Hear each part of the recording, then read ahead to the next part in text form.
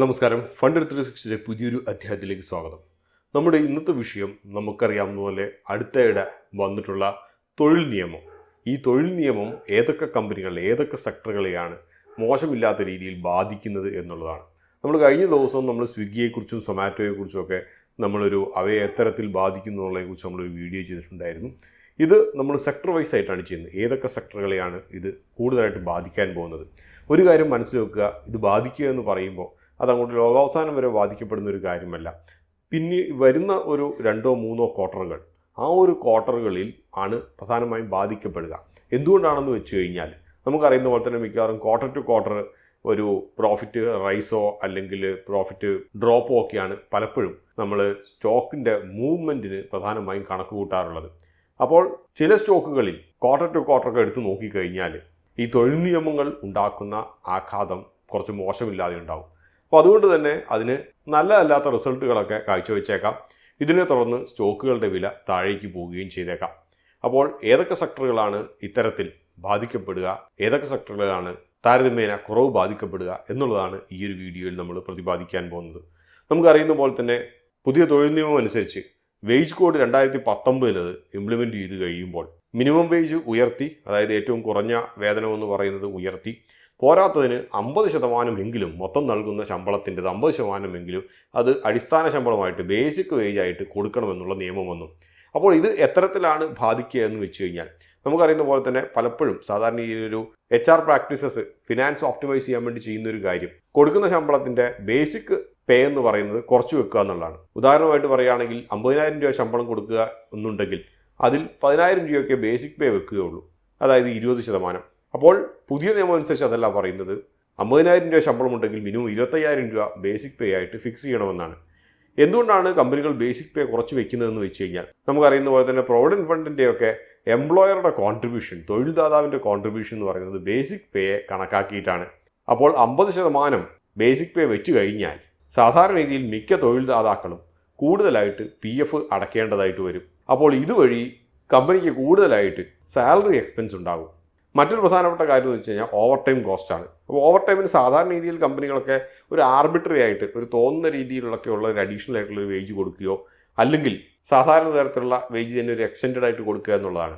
പക്ഷേ പുതിയ നിയമം അനുസരിച്ച് പറയുന്നത് ഇരട്ടി കൊടുക്കണം എന്നുള്ളതാണ്. ഓവർ ടൈം ചെയ്യുകയാണെങ്കിൽ ഇരട്ടി ശമ്പളം മണിക്കൂർ കണക്കാക്കിയിട്ട് കൊടുക്കേണ്ടി വരും. അപ്പോൾ ഇതും കമ്പനികളിലെ ചിലവുകൾ കൂട്ടുന്ന കാര്യമാണ്. ഇവ കൂടാതെ മുമ്പത്തേക്കാളും ഉയർന്ന ബോണസ് പേ ഔട്ട്. മറ്റൊന്നുള്ളത് ഗ്രാറ്റുവിറ്റിയുടെ അർഹതയാണ്.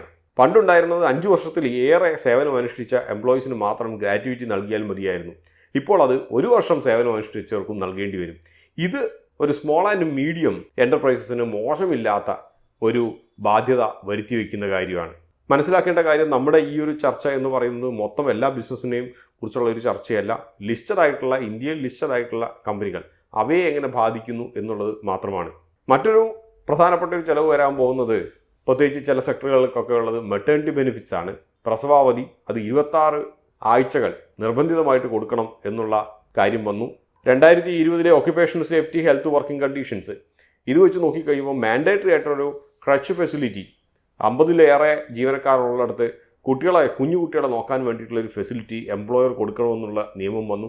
ഇത് മിക്ക ലിസ്റ്റഡ് കമ്പനികളെയും ബാധിക്കുന്ന ഒരു കാര്യമാണ്. ട്രെയിനിങ്ങിനും സേഫ്റ്റിക്കും വേണ്ടിയിട്ടുള്ള മെഡിക്കൽ റൂംസും അതിന് വേണ്ടിയിട്ടുള്ള ഒരു കമ്മിറ്റിയെ കോൺസ്റ്റിറ്റ്യൂട്ട് ചെയ്യുക, കമ്മിറ്റിയുടെ സിറ്റിങ്ങിന് വേണ്ടിയിട്ടുള്ള ഫീസ് താരതമ്യേന അത് കുറവാണെങ്കിൽ കൂടിയും ചെറിയ കമ്പനികളെ സംബന്ധിച്ച് ഇവ മോശമില്ലാത്ത ഒരു ബാധ്യത വരുത്തിവെക്കും.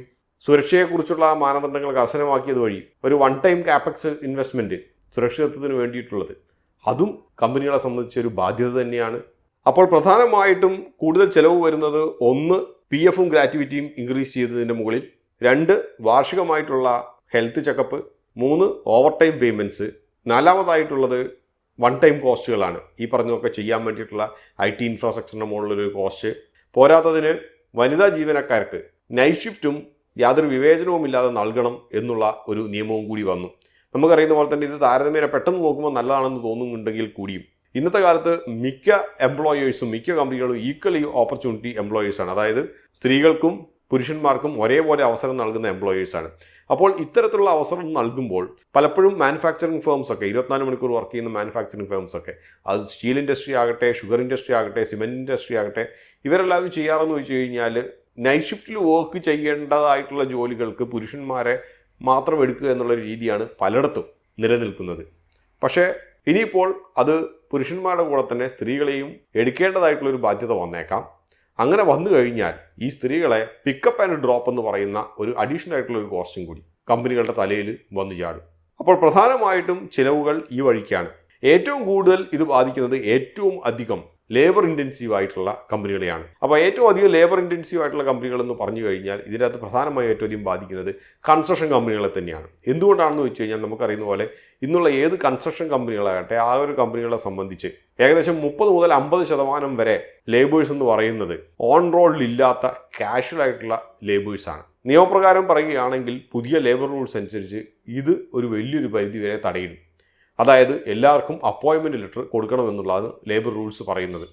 അപ്പോൾ ജോലി ചെയ്യുന്ന എല്ലാവർക്കും അപ്പോയിൻമെൻറ്റ് ലെറ്റർ കൊടുക്കുന്നതോട് കൂടിയിട്ട് അവരെല്ലാവരും ഈ പറഞ്ഞ എല്ലാ ആനുകൂല്യങ്ങൾക്കും അർഹതയുള്ളവരായിത്തീരും. അതുകൊണ്ട് തന്നെ ഈ ഒരു കമ്പനികൾക്ക് കൺസ്ട്രക്ഷൻ മേഖലയിൽ വർക്ക് ചെയ്യുന്ന കമ്പനികളെ സംബന്ധിച്ച് അവർക്ക് മോശമില്ലാത്ത ഒരു കൂടുതലായിട്ടുള്ള ചെലവുകൾ വന്നു ചേരും. ഉദാഹരണമായിട്ട് പറയുകയാണെങ്കിൽ നമ്മളൊരു ചെറിയൊരു കാൽക്കുലേഷൻ, ഒരു മോഡലിംഗ് നമ്മൾ KNR കൺസ്ട്രക്ഷനെ കുറിച്ച് നടത്തി. ഇതേ അവസ്ഥ തന്നെയാണ് മറ്റുള്ള കൺസ്ട്രക്ഷൻ കമ്പനികൾക്കും ഒക്കെ. കഴിഞ്ഞ വർഷത്തെ റവന്യൂ എടുത്ത് നോക്കുകയാണെങ്കിൽ ഏകദേശം 4000 ചില്ലറ കോടി രൂപയുടെ റവന്യൂ ഉണ്ട്. അതിൽ ഏകദേശം 3390 കോടി രൂപ ഓപ്പറേറ്റിംഗ് എക്സ്പെൻസ് ആണ്. എബിറ്റിഡ 701 കോടി രൂപ, എബിറ്റിഡ മാർജിൻ 17%, പ്രോഫിറ്റ് ആഫ്റ്റർ ടാക്സ് 494, പാറ്റ് മാർജിൻ 12.1%. ഇത് നമ്മൾ കഴിഞ്ഞ വർഷത്തെ കറസ്പോണ്ടിങ് ആയിട്ടുള്ള എംപ്ലോയി സ്ട്രെങ്തും എംപ്ലോയി കോസ്റ്റും വെച്ച് നമ്മൾ മോഡൽ ചെയ്യുകയാണെങ്കിൽ ഇതിൻ്റെ അകത്ത് അഡീഷണൽ ആയിട്ട് വരുന്ന IT infrastructure, HR management software, അതിൻ്റെ റീവാമ്പിംഗ് ഒന്നും കൂട്ടിയിട്ടില്ല. വെറും എംപ്ലോയി എക്സ്പെൻസും എംപ്ലോയി ബെനിഫിറ്റ്സും മാത്രം കൂട്ടിക്കഴിഞ്ഞാൽ തന്നെ ഏകദേശം 3455 കോടി രൂപയുടെ ഓപ്പറേറ്റിംഗ് എക്സ്പെൻസ് ഉയരും.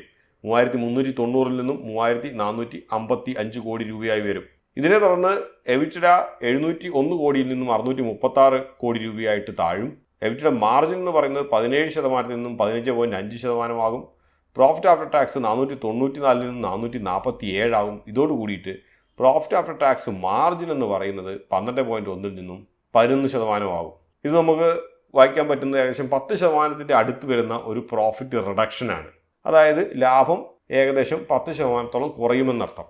അപ്പോൾ ഏതായാലും കൺസ്ട്രക്ഷൻ കമ്പനികളെ സംബന്ധിച്ച് ഒരു 7 മുതൽ 15% വരെ ലാഭത്തിലുള്ള ഒരു ഇടിവ് നമുക്ക് എന്തായാലും പ്രതീക്ഷിക്കാം. അതേസമയം മറ്റുള്ള സെക്ടറുകളെ സംബന്ധിച്ചോ, ഉദാഹരണമായിട്ട് പറയുകയാണെങ്കിൽ IT സെക്ടറുകളെ ഇത് കാര്യമായിട്ട് ബാധിക്കാൻ പോകുന്നില്ല. എന്തുകൊണ്ടാണെന്ന് വെച്ച് കഴിഞ്ഞാൽ ഓൾറെഡി എല്ലാവർക്കും അപ്പോയിൻമെൻറ്റ് ലെറ്റർ കിട്ടിയിട്ട് ഈ പറഞ്ഞ എല്ലാ ബെനിഫിറ്റുകളും ഓൾറെഡി ഉള്ളവരാണ്. അതുകൊണ്ട് തന്നെ ഇത് അഡീഷണൽ ആയിട്ടുള്ളൊരു ബേർഡൻ IT കമ്പനികൾക്ക് വരുത്തി വയ്ക്കാൻ പോകുന്നില്ല. ഇതേ അവസ്ഥ തന്നെയാണ് BFSI, ബാങ്കിങ് ആകട്ടെ അല്ലെങ്കിൽ NBFCകളാകട്ടെ, ഇവരുടെ അവസ്ഥ അതൊക്കെ തന്നെയാണ്. കാഷ്വൽ ലേബേഴ്സോ അല്ലെങ്കിൽ കാര്യമായിട്ട് മിനിമം വേജ് ലഭിക്കാത്തവരോ ആരും ഇല്ല ഈ ഒരു സെക്ടറിൽ. ആകെയുള്ളത് ചെറിയ ഒരു മിഡ് ആൻഡ് സ്മോൾ IT കമ്പനികളെ സംബന്ധിച്ച് ചിലപ്പോൾ ബേസിക് പേ എന്ന് പറയുന്നത് ടോട്ടൽ പേയുടെ 50% വരാതിരുന്നാലുള്ള ഒരു ചെറിയൊരു വ്യത്യാസങ്ങൾ മാത്രമേ ഉള്ളൂ. എന്തായാലും അത് കാര്യമായിട്ട് കണക്ക് കൂട്ടേണ്ട ആവശ്യമില്ല. പക്ഷേ കൺസ്ട്രക്ഷൻ കമ്പനികളോ അല്ലെങ്കിൽ ഇതേപോലെ ലേബർ ഇൻറ്റൻസീവ് ആയിട്ടുള്ള കമ്പനികളെ സംബന്ധിച്ച് ഏകദേശം 10% വരുന്ന ഒരു പ്രോഫിറ്റ് ഡ്രോപ്പ്, ലാഭത്തിലുള്ള ഇടിവ് നമുക്ക് എന്തായാലും പ്രതീക്ഷിക്കാൻ കഴിയും. മറ്റൊരു ചോദ്യം പ്രധാനപ്പെട്ടത് മാനുഫാക്ചറിങ്ങിൻ്റെ കാര്യമാണ്. നമുക്കറിയുന്ന പോലെ തന്നെ ഇന്ന് ഒരുമാതിരിപ്പെട്ട എല്ലാ മാനുഫാക്ചറിങ് കമ്പനികളും ഓട്ടോമേറ്റഡ് ആയിപ്പോയി. അപൂർവം ചില സ്റ്റീൽ കമ്പനികളും ഒക്കെ മാത്രമേ ഉള്ളൂ അതിൻ്റെ അകത്ത് കുറച്ചൊക്കെ ലേബേഴ്സിനെ ഇൻവോൾവ് ചെയ്യുന്നത്. പക്ഷേ കൺസ്ട്രക്ഷൻ കമ്പനികളെ സംബന്ധിച്ച് നമ്മൾ കമ്പയർ ചെയ്ത് നോക്കിക്കഴിയുമ്പോൾ മാനുഫാക്ചറിങ് കമ്പനികളെ ഇത് കാര്യമായിട്ട് ബാധിക്കില്ല. അപ്പോൾ അതുകൊണ്ട് തന്നെ അടുത്ത ക്വാർട്ടറുകളിലേക്ക് കൺസ്ട്രക്ഷൻ കമ്പനികളിൽ നിക്ഷേപിച്ചവർ അവരുടെ ക്വാർട്ടർലി നമ്പേഴ്സിൻ്റെ അകത്തൊക്കെ ഒന്ന് നോക്കുന്നത് നല്ലതായിരിക്കും. നിങ്ങൾക്ക് പുതിയ ലേബർ റൂൾസ് കൊണ്ടുണ്ടാകുന്ന അഡീഷണൽ എക്സ്പെൻസ് പ്രോഫിറ്റിനെയും പ്രോഫിറ്റ് മാർജിൻസിനെയൊക്കെ ബാധിക്കാനുള്ള ഒരു സാധ്യത മുൻകൂട്ടി കാണുന്നുണ്ട്. ഇതോടുകൂടി ഈ അധ്യായം ഇവിടെ പൂർണ്ണമാവുകയാണ്. മറ്റൊരു അധ്യായത്തിൽ നമുക്ക് വീണ്ടും കാണാം. അതുവരെ നന്ദി, നമസ്കാരം.